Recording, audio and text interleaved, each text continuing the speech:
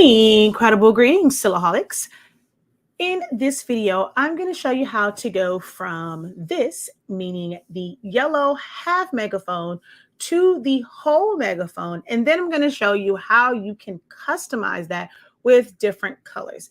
If this is something that you are interested in, stick around. Be sure to give this video a thumbs up before you leave.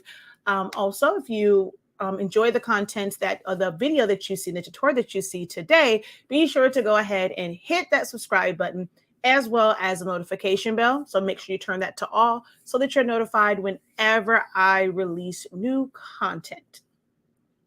I tried to pre-record this to just upload it as content, but it frustrated me to no end on Saturday. So I'm going to go ahead and do it the way that I know how, the way that I love to do, and that is live and in color. All right, so we're going to jump right into this though. So I'm not really a Q&A, so I'm not going to be answering any questions, but we are going to jump right into this, and I'm going to share with you guys how you can take an image that you maybe sort of kind of like, but it's not quite, and that's the only version that you can find. This does not work for all images, but for certain ones, you can create something amazing from just portions of an image. And that's what I'm going to share with you guys today. All right. So let's go ahead and come over to this screen. So as you can see, we're going to go from this to this to this. All right. So first things, this was a file that I ended up like just tracing and things like that. So you of course want it in vector format. This is not necessarily a tracing video. You'll have to watch other videos on that as far as like tracing. But if you have an SVG file, a file that you have traced, that's basically a vector file, and it's something where it can be symmetrical, and you do have one full half of that image, you can create the other half. So what we're going to do that is I'm going to take the original, and I'm going to come over here to my replicate tool, and I'm going to mirror below. And we're going to go ahead and just change the color on that so that it's a different color. Actually, I want to see the line color, so we're just going to go with blue. If you have Designer Edition or above, you have what's called your center of rotation. I know that any other time that sucker is annoying to some people, which is why I have a whole video called Annoying But Useful Tools. But it comes in handy for this. So I'm going to show it to you with the center of rotation, and then I'm going to show it to you without the center of rotation and what you would have to do to get this to line up. But if you have Designer Edition or Business Edition, if you hit O, click on one of the elements and hit O on your keyboard, you're going to get that black target that comes up. Whatever design that you're using, you want to choose a point that you can anchor it to and then adjust it. So for this particular image, it's going to be best, like one that I can really line up really good and really easily is going to be right here, because on this one, we see that this is the mirrored part, or mirrored version of what's up here. But this was a whole nother design. I think it had the word cheer, and it was, they have offsets and they subtracted it. So we don't really get to see the rest of it, but it's symmetrical. So we're going to take the center of rotation and put it right here. All right, put it right there at that edge. I'm going to move this up and line it up right here with the edge of the yellow one. Oh, let's kind of see, this is the joy of zooming in. So we're going to go there, and we're going to put this right here. It doesn't have to be exact because we can always fix it. We're going to take our green circle here, and we're going to pull it down. And so that's going to anchor it there. It's going to rotate it. And now what I'm looking for is like for this part to line up, kind of trying to get the back of my megaphone to line up. I'm more concerned about the back of my megaphone lining up than this right here being like completely exact. And I can use my arrow keys to try and get it to line up a little bit better. And that's good right there.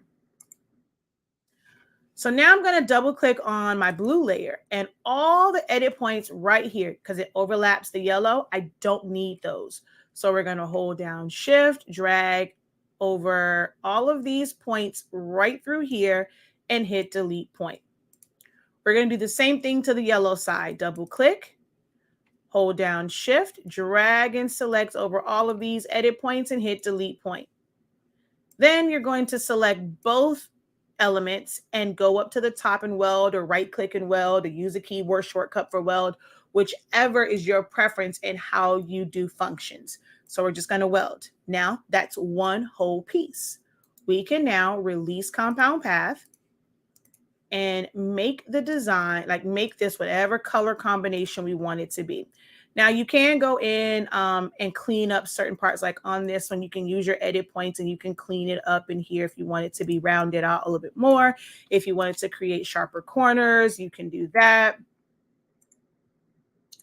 All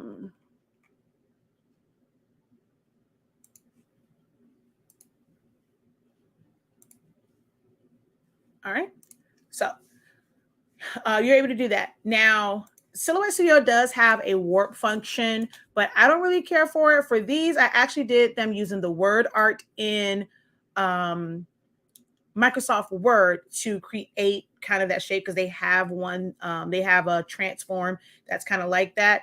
And then that is just going to go, bring to the front, right in here. You may have to rotate and adjust a little bit, but to make it fit, but you can pretty much get it to fit in that area. Now I'm going to show it to you. If you do not have Designer Edition or Business Edition, we're going to turn off our center of rotation because you're not going to have that option. And you're just going to have to rotate it and line it up. It's not that it's something that, you know, it's a bad thing or it's like a major difference, but you're not going to be able to anchor. So you see how everything is going to move?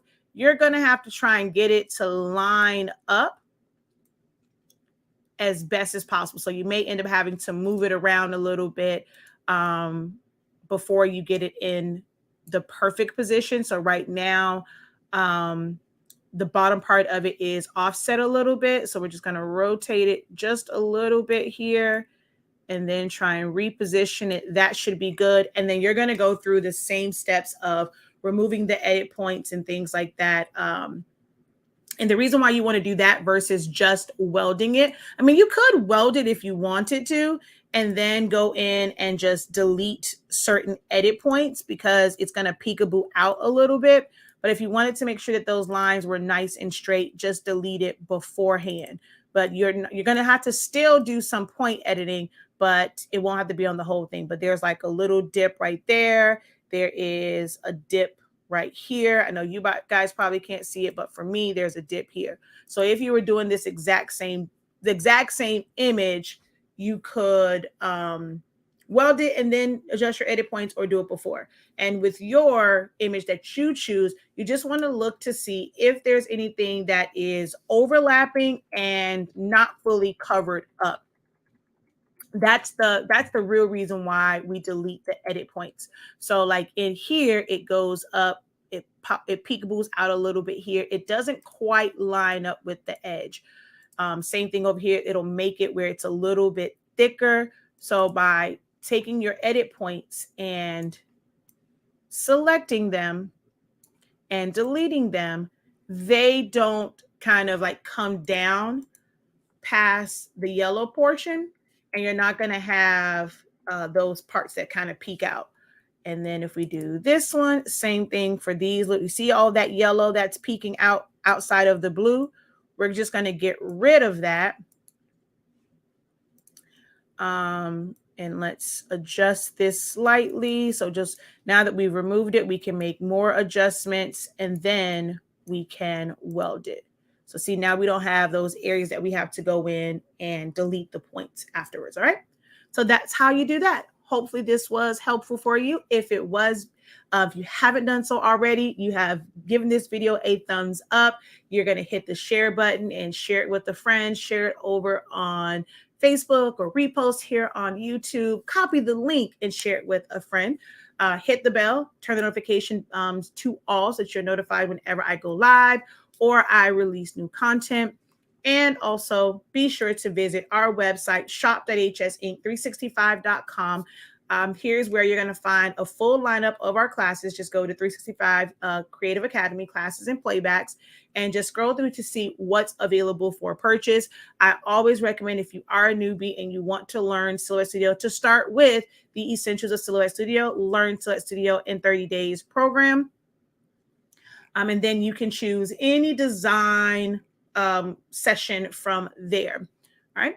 If you are looking to expound on your designing skills and you want to just really become a better designer, we have the Foundation of Designing program that's going to go through several months of different trainings to help you with designing. All right. And that is available on the site. If you're watching this video between February and April of 2023, you're able to sign up for that and attend the live sessions. If not, all of our classes are recorded in front of a live Zoom audience, and you have lifetime access to the playback, so you can watch them at a time that is convenient for you. All right, y'all. Until next time, have a great one. Continue to unlock your creativity and be incredible. Peace.